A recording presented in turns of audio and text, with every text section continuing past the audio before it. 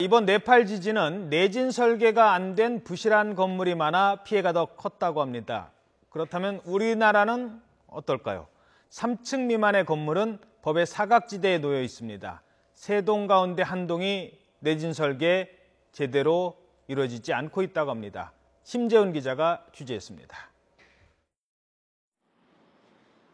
건축법상 소규모 건물로 분류되는 3층 미만 1000제곱미터 미만 건물.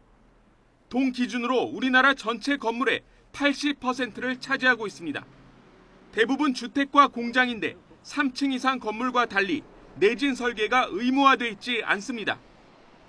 국내 한 대학이 전국의 소규모 건물 140여 동의 도면을 입수해 컴퓨터 시뮬레이션으로 지진이 났을 때 상황을 분석했습니다. 그랬더니 3분의 1이 넘는 50여 동이 규모 6 정도의 지진이 발생했을 때 붕괴할 위험이 있는 것으로 나타났습니다. 그러니까 지진이 흔들 때 그 횡령을 잡아줘야 되거든요.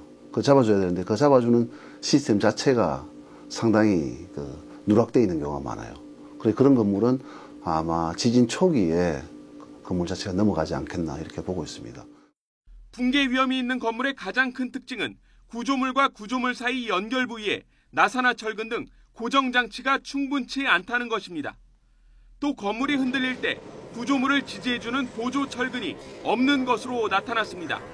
전문가들은 3층 미만 소규모 주택에 대해서도 내진 설계를 의무화해야 한다고 지적합니다. 미국과 일본 등 선진국 대부분은 소규모 건물에도 내진 설계를 의무화하고 있습니다. 내진 설계를 적용할 때 들어가는 추가 비용은 전체 건축 비용의 10% 정도. 사람들의 생명과 안전을 생각한다면 꼭 아껴야 하는지 따져볼 필요가 있습니다. YTN 사이언스 심재훈입니다.